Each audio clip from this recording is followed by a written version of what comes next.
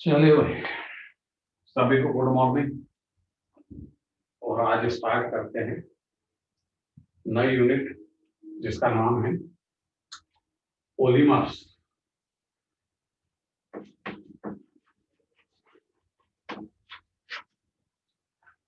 Polymers में हम study करेंगे कि पॉलीमर्स का फॉर्मेशन किस टाइप से होता है।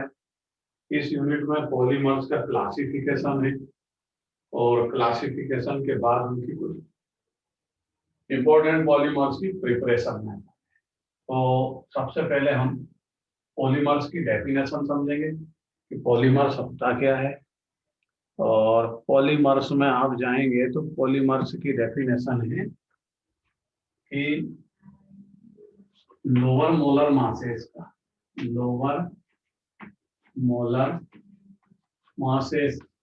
का कोई कंपाउंड है, उसका मोलर मास क्या है, लोअर, उसको हम कंबाइन करें या उसके मॉलिक्यूल आपस में रिएक्ट हो और हायर मोलर मासेस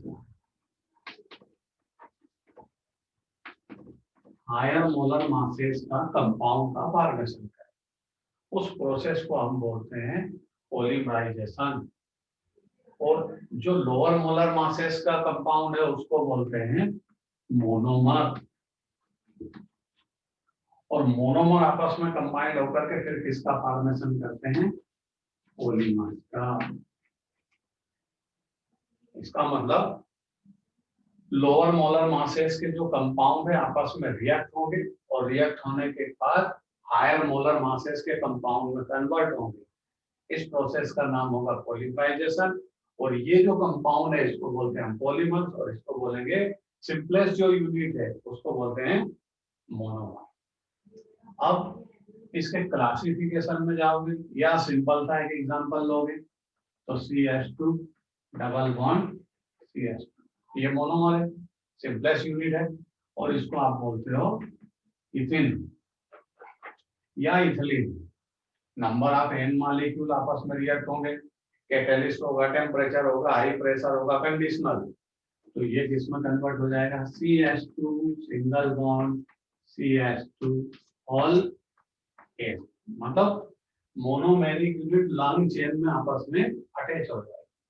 तो इसको क्या बोलेंगे हम, इसको बोलेंगे मोनोमर और इसको क्या बोलेंगे, पॉलीमर। और प्रोसेस को क्या बोलेंगे, पॉलीमराइजेशन। अब यहाँ पर पॉलीमर्स में आपके सिलेबस में क्लासिफिकेशन है, तो क्लासिफिकेशन डिफरेंट बेस पर है। उन डिफरेंट बेस पर इनका क्लासिफिकेशन स्टडी करें तो सबसे पहले किसके बेस पर है कि इसके टाइप क्या है, मोनोमर डिफरेंट टाइप का है या मोनोमर सेम टाइप का है, one kind of monomer, different kind of monomer. इस तरह की प्रोसेस से दो टाइप के पॉलीमर्स होते हैं। एक का नाम होगा होमोपॉलीमर और दूसरे का नाम होगा कोपॉलीमर।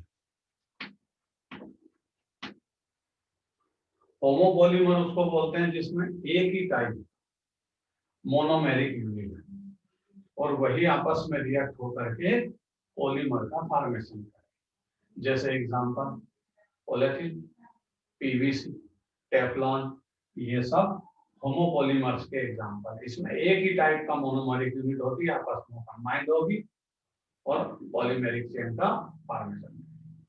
कोपॉलीमर जो होता है उसमें डिफरेंट टाइप की मोनोमेरिक यूनिट होती है और वो आपस में कंबाइंड होगी और फिर पॉलीमर्स का फॉर्मेशन।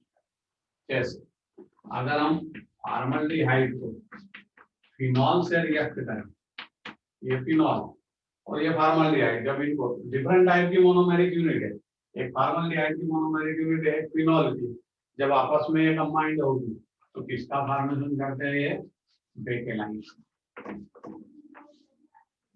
किसका फॉर्मेशन करेंगे, बेकेलाइन। तो ये मोनोमर कैसा है, ये मोनोमेरिक यूनिट डिफरेंट टाइप की और बेकेलाइन का फॉर्मेशन हुआ, तो इसको बोलते हैं कोपॉलीमर। जो डिफरेंट टाइप की मोनोमेरिक यूनिट से फॉर्मेशन, उसको बोलते हैं कोपॉलीमर। दूसरे टाइप का जो क्लासिफिकेशन है उसमें हम चलेंगे। ये पहले टाइप का क्लासिफिकेशन। दूसरे टाइप का जो क्लासिफिकेशन है उसमें उसके सोर्स के बेस पर है, बेस्ड ऑन सोर्स, कि हमने पॉलीमर को ऑब्टेन कहां से किया, कौन से सोर्स से उसको ऑब्टेन कर। इसमें कुछ बुक में 2 टाइप के दे रखे हैं और नई बुक में या एज पर रूल या जैसा हमें बोलना चाहिए कि 3 टाइप का होता है। पहला टाइप होता है जो नेचर से ऑब्टेन, तो उसको बोलते हैं नेचुरल पॉलीमर। पहले टाइप का पॉलीमर क्या है? Natural polymer. नेचुरल पॉलीमर्स का मतलब है जो नेचर से ऑब्टेन हो, मतलब नेचर हमको थे। और नेचर में हमको कौन कौन मिलेगा? स्टार्च, प्रोटीन और नेचुरल रबर। ये तीनों पॉलीमर किसके एग्जांपल? और भी होते हैं natural polymers, starch, protein, nucleic acid, natural rubbers. ये सब कौन से पॉलीमर्स है? Natural polymers. ये नेचर से होते हैं, चाहे प्लांट से मिले चाहे आपको एनिमल से होते हैं। दूसरे टाइप का पॉलीमर्स होता है सिंथेटिक पॉलीमर। सिंथेटिक पॉलीमर वो होता है जो मैन मेड पॉलीमर, मतलब लेबोरेटरी में जिसको हम प्रिपेयर करते हैं केमिकल रिएक्शन के थ्रू, वो सिंथेटिक पॉलीमर। जैसे बेकेलाइट, अभी समझाया आपको, फॉर्मल्डिहाइड और फिनॉल को मिक्स करते हैं लेबोरेटरी में, तो केमिकली बेकेलाइट जो पॉलीमर है वो प्रिपेयर होता है, सिंथेटिक पॉलीमर है। उसके बाद दूसरा सिंथेटिक रबर भी होता है, जैसे नेचुरल रबर होता है ऐसे सिंथेटिक रबर भी होता है, जिसको हम लेबोरेटरी या लार्ज स्केल पर फैक्ट्री में ऑब्टेन कर सकते हैं। नायलॉन 66, नायलॉन 6, ये सब सिंथेटिक पॉलीमर है जो लेबोरेटरी के बजाय आप लार्ज स्केल पर भी इनको प्रिपेयर करते हैं, मैन मेड पॉलीमर सीधा। और तीसरा है semi synthetic polymer. Semi synthetic polymer वो होता है जिसमें नेचुरल पॉलीमर्स की स्ट्रेंथ को या उसकी प्रॉपर्टी को मॉडिफाइड करने के लिए हम सिंथेटिक पॉलीमर को कभी कभी मिक्स करके उसकी स्ट्रेंथ या उसकी प्रॉपर्टी को चेंज कर सकते हैं। इस टाइप के पॉलीमर्स को बोलते हैं semi synthetic polymer. Glucose cellulose से बनता है, सेल्यूलोज नाइट्रेट, ये भी एक पॉलीमर है जो सेल्यूलोज नेचर से ऑब्टेन होगा और नाइट्रेट लेबोरेटरी से प्रिपेयर होगा, दोनों को मिक्स करेंगे नए टाइप का पॉलीमर बन जाएगा। और भी कई टाइप के ऐसे पॉलीमर्स है जो नेचुरल पॉलीमर्स को किसी केमिकल सब्सटेंस द्वारा मॉडिफाइड किया जाता है, उसको बोलते हैं सिंथेटिक, सेमी सिंथेटिक पॉलीमर। दूसरा इसका तीसरे टाइप का क्लासिफिकेशन है पॉलीमर्स का, ऑन बेस ऑफ स्ट्रक्चर। किसके बेस पर आप क्लासिफिकेशन करेंगे? स्ट्रक्चर के बेस पर। स्ट्रक्चर के बेस पे जो पॉलीमर्स है वो 3 टाइप का है। पहला लीनियर, लीनियर पॉलीमर्स वो पॉलीमर्स होते हैं जिनमें मोनोमेरिक यूनिट लॉन्ग चेन में अरेंज हो और उसके कारण जब वो लेयर फॉर्मेशन करेगी तो उनकी स्ट्रेंथ इंक्रीज होगी। इस तरह लीनियर स्ट्रक्चर।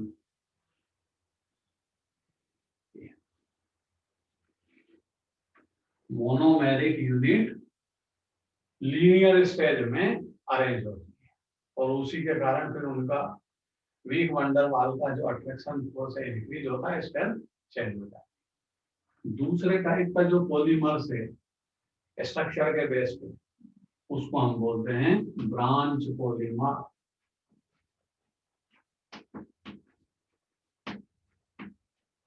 ब्रांच पॉलीमर में आता है कि जिसमें मोनोमेरिक यूनिट में ब्रांच आए, उसको हम बोलते हैं ब्रांच पॉलीमर। जैसे ये मेन मोनोमेरिक यूनिट, ये इसका ब्रांच है, इस तरह। इसका एग्जांपल है ग्लाइकोजन।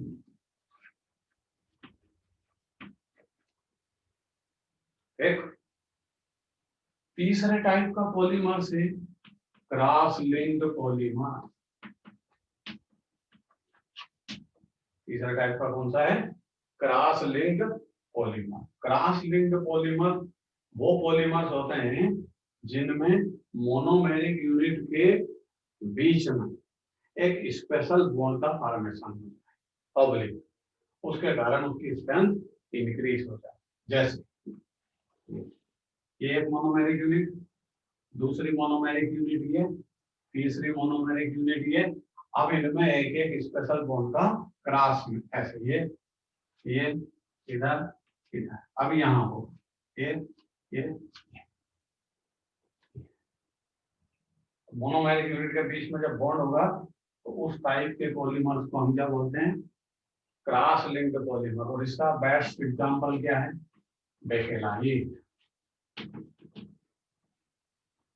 बेस्ट एग्जांपल क्या है? बेकेलाइट। तो ये किसके बेस पर क्लासिफिकेशन हुआ? स्ट्रक्चर के बेस पे। चौथे टाइप का क्लासिफिकेशन है जिसमें आप उसकी सिंथेटिक मेथड पर डिपेंड है। इसके बेस पर डिपेंड है? सिंथेटिक बेस पर। उसमें पहला टाइप है एडिशन पॉलीमर्स और दूसरा टाइप का होता है कंडेंसेशन पॉलीमर्स। सिंथेसिस हम जब उसको प्रिपेयर करते हैं तो उसके मोड के बेस पर दो टाइप के पॉलीमर्स होंगे। एक एडिशन पॉलीमर्स। एडिशन पॉलीमर्स का मीनिंग है जिसमें मोनोमेरिक यूनिट आपस में एडिशन कर जाए without elimination of any molecule. किसी भी मॉलिक्यूल के विदाउट एलिमिनेशन दोनों मोनोमेरिक यूनिट या सिंगल मोनोमेरिक यूनिट जो भी है वो आपस में एडिशन करते हैं। उसमें किसी भी टाइप का कोई मॉलिक्यूल रिप्लेस या डिस्प्लेस नहीं होगा। कंडेंसेशन पॉलीमर्स में क्या होगा? जब मोनोमेरिक यूनिट आपस में रिएक्ट होगी तो यहां से या तो वाटर या अमोनिया या NH4Cl, इनमें से कोई एक मॉलिक्यूल रिप्लेस होगा, डिस्प्लेस होगा रिएक्शन के, उसको बोलते हैं कंडेंसेशन पॉलीमर्स। दूसरी समझ कि जब इसमें एडिशन होगा तो इसका मोलर मास और इसका मोलर मास कंबाइंड होकर के पॉलीमर्स का मोलर मास बनेगा। मींस इसमें मोलर मास के रेस्पेक्ट में मास डिक्रीज नहीं होगा। मींस पॉलीमर्स जो है वो मास के रेस्पेक्ट में मोनोमेरिक यूनिट के इक्वल होगा। लेकिन इसमें क्या होगा कि इसमें मोनोमेरिक यूनिट ऐड हुई, जितना उनका वेट था वो वेट लॉस होगा क्योंकि एक मॉलिक्यूल कोई ना कोई इसमें डिस्प्लेस होगा। तीसरी, जब इसमें डिस्प्लेसमेंट नहीं होगा, मास के रेस्पेक्ट में सेम होंगे, तो इसके बहुत सारे एग्जांपल है एडिशन पॉलीमर्स के, जैसे PVC, पॉलीथीन, ये सब एडिशन पॉलीमर्स के। टेफ्लॉन, ये सब इसके एग्जांपल। पॉलीस्टाइरीन, यहाँ जाओगे तो बेकेलाइट इसका एग्जांपल होगा कंडेंसेशन पॉलीमर्स का। नाइलॉन 66 होगा और नाइलॉन 6 भी इसका एग्जांपल है। मतलब इनमें जब आप फॉर्मेशन करेंगे, प्रिपरेशन करेंगे, तो कोई एक मॉलिक्यूल रिप्लेस होगा, HCl का मॉलिक्यूल भी हो सकता है। इस तरह ये एडिशन पॉलीमर्स और कंडेंसेशन पॉलीमर्स का डिफरेंस है। पांचवें टाइप का जो क्लासिफिकेशन है वो अट्रैक्शन फोर्स के बेस पर होता है। इसके बेस पर होता है मॉलिक्यूलर अट्रैक्शन फोर्स के बेस पर पॉलीमर्स चार टाइप के। पहला इलास्टोमर। इलास्टोमर वो पॉलीमर होता है जिसमें मोनोमेरिक यूनिट इस तरह स्ट्रेच मतलब अपन उसको इलास्टिक प्रॉपर्टी उसमें प्रेजेंट हो, उसको आप स्ट्रेच कर फैला सकते हैं, और जब फोर्स ज्यादा अप्लाई करोगे तो वो ब्रेक हो जाएगा, जैसे नेचुरल रबर। इसमें इस तरह मोनोमेरिक यूनिट अटैच होती है, और कौन से फोर्स से अटैच होती है? Week van der Waals force का अट्रैक्शन फोर्स मोनोमेरिक यूनिट के बीच में। दूसरे टाइप का होता है फाइबर। फाइबर का मतलब है कि जिसमें हाइड्रोजन बॉन्ड प्रेजेंट हो मोनोमेरिक यूनिट के बीच, हाइड्रोजन बॉन्ड। तो weak van der Waals force की कंपैरिजन में हाइड्रोजन बॉन्ड की स्ट्रेंथ हायर होती है, तो फाइबर में हाइड्रोजन बॉन्ड के कारण क्या होता है, मोनोमेरिक यूनिट आपस में अपना attraction force, molecular attraction force increase करती है, जिससे इसकी स्ट्रेंथ इंक्रीज होता है, प्रॉपर्टी चेंज होता है। तीसरे टाइप का होता है थर्मोप्लास्टिक। थर्मोप्लास्टिक वो पॉलीमर से जिसे हम टेम्परेचर के बेस पर चेंज कर सकते हैं। जैसे आपने एक कोई पॉलीमर्स का फॉर्मेशन किया और आपको उसकी डिजाइन समझ में ना, तो आप इसको मेल्ट करके वापस डिजायर शेप में चेंज कर सकते हैं, उसको हम बोलते हैं थर्मोप्लास्टिक पॉलीमर। इसका अट्रैक्शन फोर्स इन दोनों का इंटरमीडिएट होता है, week van der Waals force से हायर होता है और हाइड्रोजन बॉन्ड वाले से कम, मींस इन दोनों के बीच में इसका अट्रैक्शन फोर्स। जैसे नाइलॉन, जितने भी रिसाइकल पॉलीमर है जिनको हम मेल्ट करके डिजायर शेप में कन्वर्ट करते हैं, वो सब थर्मोप्लास्टिक में। क्वालिटी पीवीसी की है, नाइलॉन की है, ये सब रिसाइकल पॉलीमर है। मतलब इनको हीट टेम्परेचर के द्वारा या टेम्परेचर सप्लाई करके मेल्ट करके डिजायर शेप में फिर से हम कन्वर्ट कर सकते हैं, उसको बोलते हैं थर्मोप्लास्टिक। लास्ट है थर्मोसेटिंग। थर्मोसेटिंग वो पॉलीमर्स होता है जिसमें आपने एक बार जो डिजाइन में पॉलीमर्स का फॉर्मेशन कर लिया, और अगर आप उसको टेम्परेचर सप्लाई करके डिजायर शेप में चेंज करना चाहते हो, तो वो हीट के साथ मेल्ट नहीं होगा, बर्निंग हो जाएगा, मतलब जलने लगेगा। तो टेम्परेचर से इसको हीट सप्लाई करके आप डिजायर शेप में कन्वर्ट नहीं कर सकते। इसका attraction force week van der Waals force से हायर होगा। ये सॉलिड फेस में भी होता है, लिक्विड फेस में भी होता है। जैसे इसका एक अच्छा सा एग्जांपल है बेकेलाइट। बेकेलाइट थर्मोसेटिंग पॉलीमर्स का एग्जांपल। ये लिक्विड भी होता है और सॉलिड भी होता है, दोनों आपने देखे। बेकेलाइट जब लिक्विड होता है तो हम किसी भी एडिसिव मटेरियल की तरह उसको यूज करते हैं, फेविकॉल वेविकॉल में। और अगर आपको किसी प्लेट को या प्लास्टिक को पेस्ट करना है, तो आप लिक्विड बेकेलाइट का यूज करते हैं, उसको पेस्टिंग करते हैं और मटेरियल को पेस्ट करते हैं। Solid bakelite, solid bakelite electrical goods prepare करने में काम आता है। उसके बाद इसकी प्लेट्स बनती है, इलेक्ट्रिक बोर्ड पर जो प्लेट लगी होती है, इलेक्ट्रिक स्विच जो होते हैं, वो सब बेकेलाइट का होता है। मिक्सर की बॉडी, वो भी बेकेलाइट यूज किया जाता है। इस तरह 4 टाइप का मॉलिक्यूलर अट्रैक्शन फोर्स के बेस पर 4 टाइप के पॉलीमर्स को क्लासिफाई किया, इलास्टोमर, फाइबर, थर्मोप्लास्टिक, थर्मोसेटिंग। ठीक है, अब इस पर पूरी डिटेल राइटिंग वर्क करेंगे।